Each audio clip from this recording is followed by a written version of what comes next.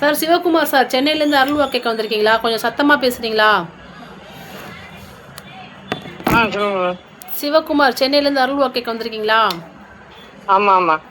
சரி, நான் சொல்கிறேன் கரெக்டாக இருக்கான்னு பார்க்குறீங்களா? சார், உங்களுக்கு குலதெய்வமே ஃபஸ்ட்டு தெரியாது, அதனால் பெருமாள் சாமியையும் காளியையும் நீங்கள் கும்பிட்றீங்க. இது கரெக்டா சார்? சரி சார். கரெக்டா தப்பா சார்? கரெக்டா தப்பா? Correct correct. சரி சார், உங்களுக்கு 2 பையன் சரிங்களா? ஆமாம். சரி சார், இப்போ உங்களுக்கு ஒரு விஷயம் நல்லா ஞாபகம் வச்சுங்க. உங்கள் வீட்டில் உங்கள் பங்காளி உங்கள் பெரியப்பா பையன் இறந்து இன்னும் ஒரு 10 நாள் கூட அவ்வளோ, அதங்காட்டி அருள்வா கேட்க வந்திருக்கீங்க. ஆமாம். ஆமாம் மேடம். அவர் பேர் சொல்லி அழைக்கட்டுமா? விவரம் தெரியாது. ஓ, விவரம் தெரியாமல் வந்துட்டீங்க. சரி, அவர் பேரை சொல்லி அழைக்கட்டுமா?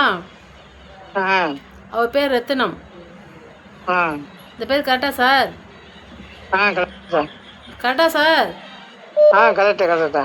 சரி சார், உங்கள் அம்மா பெத்த தாய் ஒருத்தவங்க தெய்வமாக வந்திருக்காங்க. உங்கள் பேர் சொல்லி அழைக்கட்டுமா சார்? அவங்க பேர் சொல்கிறாங்க சாரதாம்பாள்னு. ஆமாம் சார். ஆமாம். சரி சார், இப்போ உங்கள் பெரிய பையன் லவ் பண்ணி வேறு ஜாதி பொண்ணை கல்யாணம் பண்ணியிருக்காரு. இது உண்மையா சார்? ஆமாம். உண்மை. கரெக்டா சார்? கரெக்டு. சரி சார், அது மாதிரி சார், இப்போ உங்களுக்கு 2வது பையன் பேர் சரண்ராஜ். அவர் ஃபாரினில் இருக்கார். அவருக்கு நல்ல ஒரு வேலை வாய்ப்பு, திருமணம் சீக்கிரமாக நடக்கணும். அவர் படித்த படிப்புக்கு தகுந்த வேலை எதுவும் கிடைக்கல. அதே மாதிரி கல்யாணம் வந்து தள்ளி போயிட்டே இருக்குது. இது 2க்காக தான் நீங்கள் என்கிட்ட சென்னையிலேருந்து அருள்வாக்கு கேட்க வந்திருக்கீங்க சார். கரெக்டாக தப்பா? இது 2 மட்டும் தான், மற்ற எதுவுமே கிடையாது. சரிங்களா சார்? அதே மாதிரி சரண்ராஜுக்கு திருப்பதியில் வந்துட்டு போயிட்டு ஒரு கல்யாண தோஷம் ஒன்று கழிக்கணும் சார். அதை நீங்கள் போய் பண்ணிடுறீங்களா சார்? பண்ணிடுவோங்க. ரொம்ப நன்றி. அதே மாதிரி சார், உங்கள் பெரிய பையன் பேர் சொல்கிறேன், கரெக்டாக இருக்கான்னு பார்க்குறீங்களா?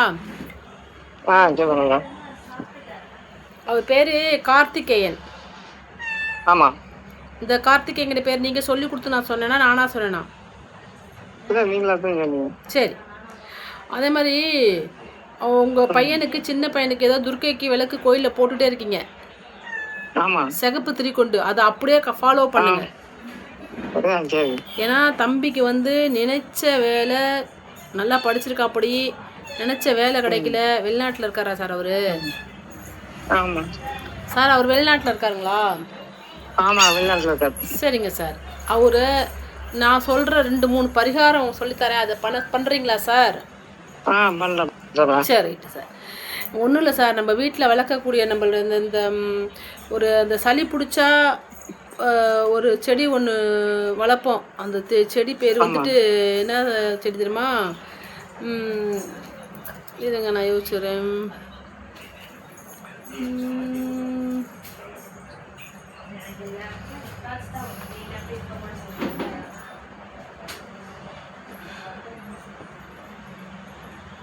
கற்பூரவள்ளி இலை சார்.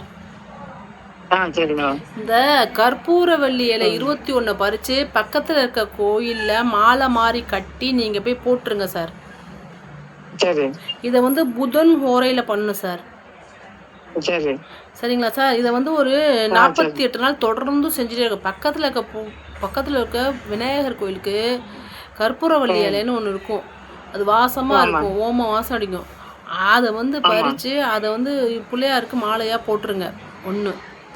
அதே மாதிரி கல்யாணத்துக்கு திருப்பதியில் போயிட்டு காளகஸ்தி சென்று தம்பிக்கு கல்யாண தோஷம் நீங்கன்னு நாங்கள் சொன்னீங்கன்னா அவங்களே ஒரு தோசை ஒன்று கழிச்சு விடுவாங்க.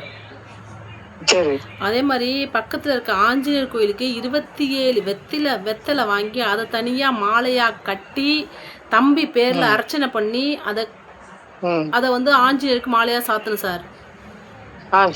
சார், இன்னொன்று பாருங்க, உங்க வீட்டில் முருகன் படத்துக்கு முன்னாடி ஒரு வாழை இலையை விரிச்சு வச்சு 2 புது அகழ்ச்சட்டி துவரம் பரப்பு அதுல பரப்பணும் சார். புரியுதா சார்?